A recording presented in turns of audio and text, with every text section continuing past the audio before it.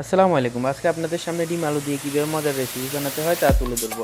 সর্বপ্রথম আমাদের পেঁয়াজ নিতে হবে, আলু নিতে হবে অ্যান্ড রসুন নিতে হবে, আর টমেটো নিতে হবে, সাথে 2-3টা কাঁচামরিচ।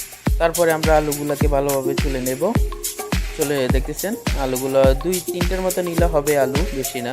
3টা আলু নেবেন শর্টকাটে বানানোর জন্য আর কি। 3টা আলু, সাথে আমরা পেঁয়াজ নিব 2টার মতো। তো পেঁয়াজগুলোকে ভালোভাবে চিলবো। চিলার পরে ওগুলা দেখতেছেন, এগুলো রেখে দেবো। দেন পরবর্তীতে রসুনগুলো ভালোভাবে চিলবো।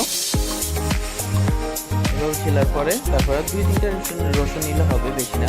তো পরবর্তীতে আমরা 4-5টা মতো নিব, মরিচ নেবো। তো সবগুলো একসাথে রাখবো। রাখার পরে ভালো করে ধুয়ে নেবো। ধোয়ার পরে আস্তে আস্তে করে সবগুলো কাটবো।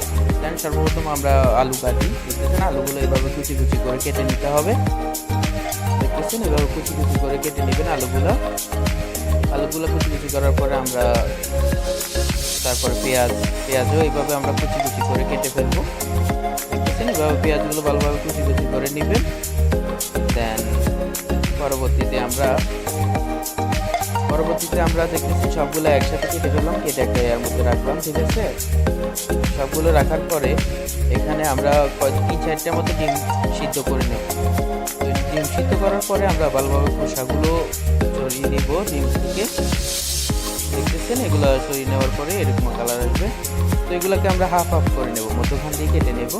তো আমাদের এখন পেঁয়াজ, রসুন, মরিচ সব কিছু আইটেম রেডি আছে। এখন শুধু রান্না করার পর সর্বপ্রথম আমরা ফ্রাই প্যান দেবো। ফ্রাই প্যানটা গরম করার পরে আমরা একটু অয়েল দেবো। অয়েল দেওয়ার পরে হালকা একটু হলদের গুঁড়ি দেবো।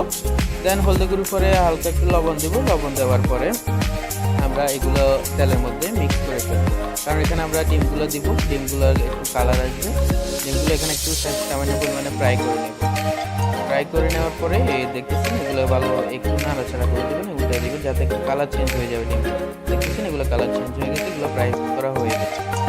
তো আমরা এগুলো উঠে নিয়ে রাখবো একটা প্লেটের মধ্যে। দেখতেছেন এভাবে সবগুলো উঠে রাখবেন। উঠে রাখার পরে ওই ফ্রাই প্যানের মধ্যে আমরা একটু তেজপাতা দিয়ে দেবো।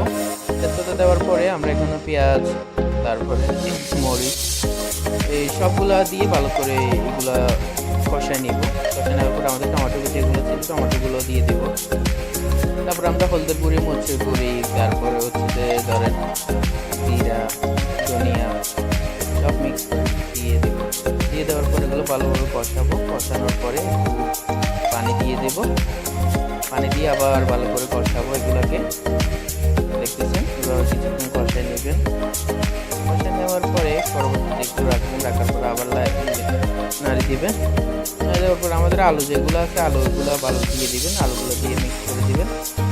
মিক্স করে দেওয়ার পরে এগুলো কিছুক্ষণ রাখবেন। রাখার পরে আবার নেড়ে দিবেন। নেড়ে দেওয়ার পর আবার কিছুক্ষণ রাখবেন। তারপর একটু পানি দিয়ে দিবেন। পানি দিয়ে আবার কিছুক্ষণের মতো রাখবেন। রাখার পরে তো আবার কিছুক্ষণ পর আবার ঢাকনাটা সরিয়ে আবার নেড়ে দিবেন। রাখার পর আমাদের ডিম যেগুলো আছে ডিমগুলো দিয়ে দিবেন। ডিমগুলো দেওয়ার পরে কিছুক্ষণের মতন আবার ঢেকে রাখবেন। ঢেকে রাখার পরে দেখতেছেন আবার একটু নেড়ে চেড়ে দেখবেন। এগুলো একটু নেড়ে দিবেন।